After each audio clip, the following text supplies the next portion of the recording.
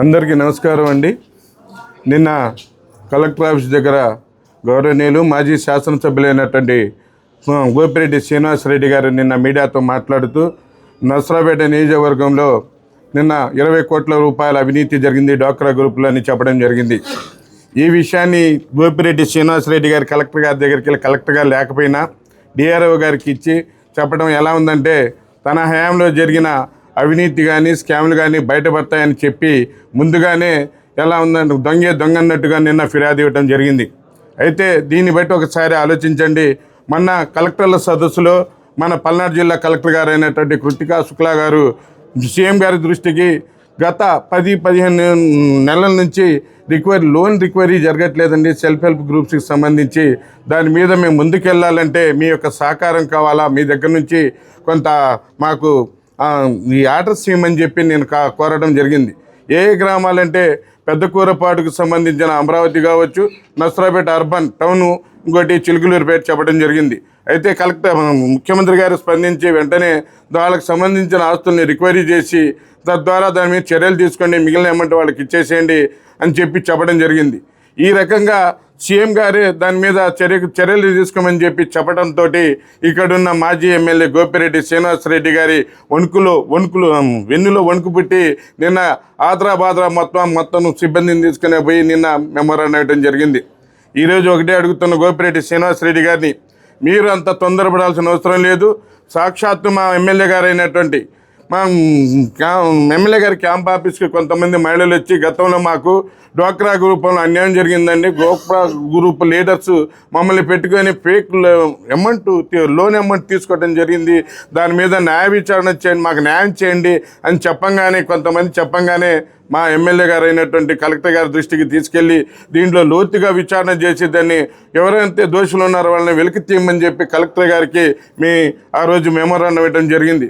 దాని మీద ప్రాథమిక విచారణ జరిపిన తర్వాత కలెక్టర్ కృతికా శుక్లా గారు సీఎం గారి దృష్టికి తీసుకెళ్ళటం, అక్కడి నుంచి ఆర్డర్స్ వచ్చిన తర్వాత ఇక్కడున్న మాజీ ఎమ్మెల్యే అయినటువంటి గోపిరెడ్డి శ్రీనివాసరెడ్డి గారు ఏ విధంగా నిన్న హంగామా చేశారో మనంతా చూసాం.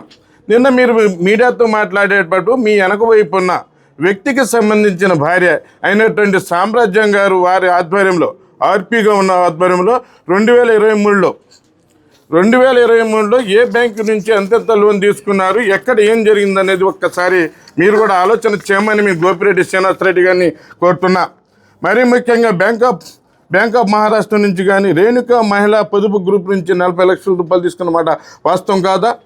ఇండియన్ బ్యాంక్ నుంచి 20 లక్షల రూపాయలు, బ్యాంక్ ఆఫ్ బరోడా నుంచి 2 కోట్ల రూపాయలు ఫేక్ గ్రూపులు పెట్టి తీసుకోవడం మాట వాస్తవం కాదా? సామ్రాజ్యం అనే తోడికోటలు అక్కడ ఫీల్డ్ ఆఫీసర్గా ఉన్నప్పుడు 2 కోట్ల రూపాయల లోన్ తీసుకున్నమాట వాస్తవం కాదో ఒకసారి గోపిరెడ్డి గారిని మీరే విచారించి దీని మీద నిజాలు తేల్చమని మిమ్మల్ని కోరుతున్నాం. అదే కాదండి, జీడీసీసీ బ్యాంకులో ఉన్న లోను అక్కడ ఫేక్ గ్రూపులు పెట్టి తీసుకున్న లోన్ని అక్కడ లోను మా బకాయి లేదని చెప్పి ఎన్ఓసి తీసుకొని ఫేక్ ఎన్ఓసి, అది కూడా బ్యాంక్ మేనేజర్ ఇచ్చారని చెప్పి ఫేక్ ఎన్ఓసిని పెట్టి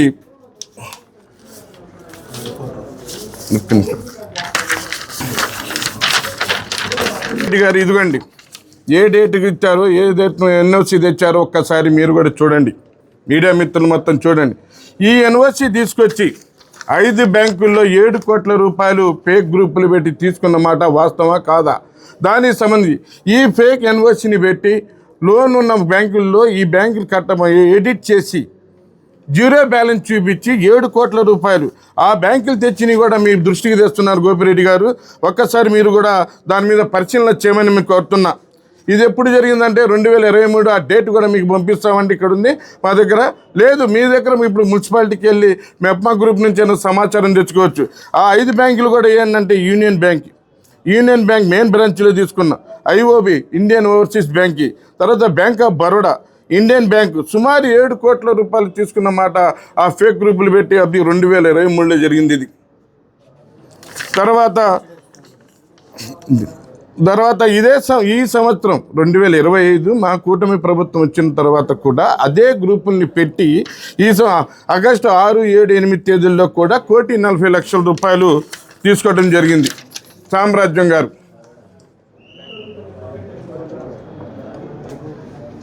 ఇది కూడా మీకు మీడియా మిత్రులకి కాపీ సర్వ్ చేయమంటే చేస్తామండి. అది కాకుండా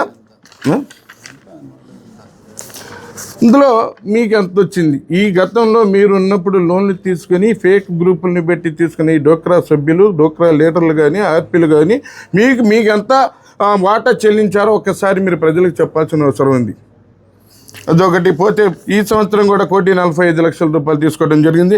తర్వాత union bank of India chief manager గారు దీని మీద ఎంక్వైరీ చేయడానికి పాలపర్తి సామ్రాజ్యం గారి ఇంటి దగ్గరికి వస్తే అప్పుడు వాళ్ళ మీద, ఆ బ్యాంక్ మేనేజర్ మీద గుండాలతో దాడి చేసిన మాట వాస్తవం కాదో ఒక్కసారి మీరు మీ యొక్క పార్టీకి సంబంధించిన నాయకులను ఒక్కసారి అడగమని చెప్పి గోపిరెడ్డి గారిని కోరుతున్నా. అదే కాదండి, మరొక పక్క ఇదే సామ్రాజ్యం గారు ఎస్బీఐ బ్యాంక్లో స్మాల్ స్కేల్ ఇండస్ట్రియల్ సర్వీస్ నుంచి మెప్మా వాళ్ళ సంతకం లేకపోయినా ఫోర్జరీ చేసి ఇన్నోవా క్రిస్టా అనే కార్ని మీరు తీసుకున్న మాట, మీ నాయకులు తీసుకున్న మాట లేదో ఒక్కసారి మీరు కనుక్కోమని చెప్పి గోపిరెడ్డి గారిని కోరుతున్నా. మీరు ఎంక్వైరీ చేసిన తర్వాత చదలవాడ అరవింద్ బాబు గారు, చదలవాడ అరవింద్ బాబు తరఫున ఉన్న మా నాయకులు మొత్తం మీరు డేట్ చెప్పండి, స్థలం చెప్పండి, దీని మీద బహిరంగ విచారణకు ఎక్కడైనా సరే సిద్ధమని చెప్పి నేను తెలియజేస్తున్నా.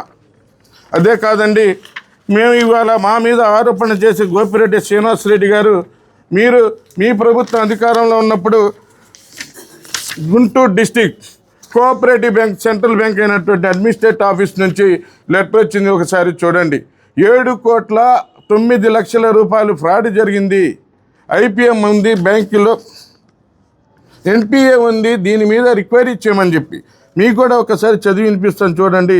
It is not inform that the Guntur district cooperative central bank limited had a sanction A loan of self groups out of which 7 crore 9 lakhs crore became NPA resource person whosoever recommended SGS groups.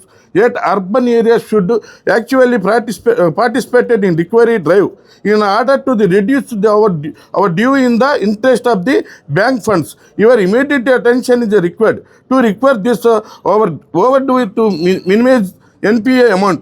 Hence, you are instructed to give direction to your field level staff to coordinate with the bank staff and go for special recovery drive. It lists దానికి సంబంధించిన వాళ్ళు ఎవరెవరు ఈ 7,05,00,000 రూపాయలు తీసుకుని 9 లక్షలు తీసుకున్న వాళ్ళు గ్రూపులకు సంబంధించిన మొత్తం కూడా దీంట్లో ఉన్నాయి సార్. మీకు కూడా చెప్తా, మీకు కూడా అవసరమైతే మీకు గోపిరెడ్డి శ్రీనివాసరెడ్డి గారు ఇది పంపిస్తాను. ఇది వచ్చింది ఎప్పుడో తెలుసా, మా ప్రభుత్వంలో కాదండి, మీ ప్రభుత్వంలో మీరు ఎమ్మెల్యేగా ఉన్నప్పుడు. అది కూడా డేట్ ఎప్పుడు ఇచ్చారంటే 23/10/2024లో ఆ రోజు మీకు రిక్వైరీ చేయమని చెప్పి మెప్మా ఆఫీస్కి పంపించిన నోటీస్ అండి ఇది.